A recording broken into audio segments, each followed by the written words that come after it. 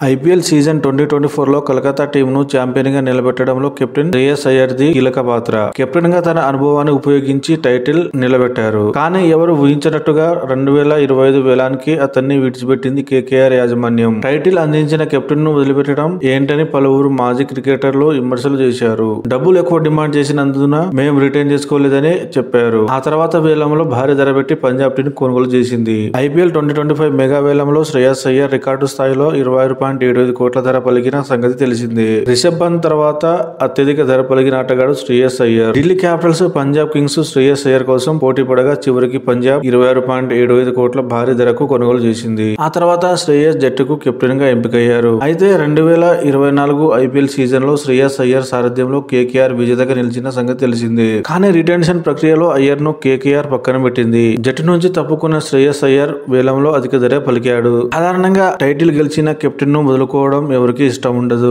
అయితే తాజాగా కేకేఆర్ నిష్క్రమణపై శ్రేయస్ అయ్యర్ స్పందించారు. ఐపీఎల్ టైటిల్ గెలిచినందుకు కేకేఆర్ సంతోషంగా ఉంది. కేకేఆర్ కు అభిమానుల మద్దతు భారీగా ఉంది. ప్రతి గేమ్ లోనూ స్టేడియం మొత్తం ప్రేక్షకులతో నిండిపోతుంది. ఈ టీం తో ప్రతి క్షణాన్ని ఆస్వాదించారని చెప్పారు. ఆ తర్వాత ఐపీఎల్ గెలిచిన చాలా సార్లు కేకేఆర్ మేనేజ్మెంట్ తో మాట్లాడాను. అయితే రిటెన్షన్ గురించి ఎప్పుడు చర్చించలేదు. కేకేఆర్ సరైన సమాచారాన్ని పూర్తిగా అందించలేదు. ఇది నన్ను కొంచెం గందరగోళానికి గురి చేసింది అని చెప్పారు. ఇంకా శ్రేయస్ అయ్యర్ మాట్లాడుతూ కమ్యూనికేషన్ లోపించడంతో టీం విడాల్సి వచ్చిందని చెప్పారు. అయితే ఇది పరస్పర అంగీకారంతో జరిగిందని నేను గట్టిగా నమ్ముతున్నాను అని చెప్పారు. సంతకం చేయడానికి వారం రోజుల ముందే టీం ప్లాన్స్ తెలిసిపోయాయి. కాబట్టి నేను ఒక నిర్ణయం తీసుకున్నాను. తర్వాత ఏం జరిగినా పర్వాలేదు. మెగా వేలం జరిగినప్పుడు నేను హైదరాబాద్ లో ఉన్నాను. డొమెస్టిక్ క్రీడల కోసం ఇక్కడికి వచ్చాను. మంచి ధర ఇస్తానని అనుకున్నాను. అయితే ఇంత భారీ మొత్తం వస్తుందని ఊహించలేదు. వేలంలో రెండు జట్లు నా కోసం తీవ్రంగా పోరాడాయి. ఇది నాకు ఉత్సాహంగా అనిపించింది.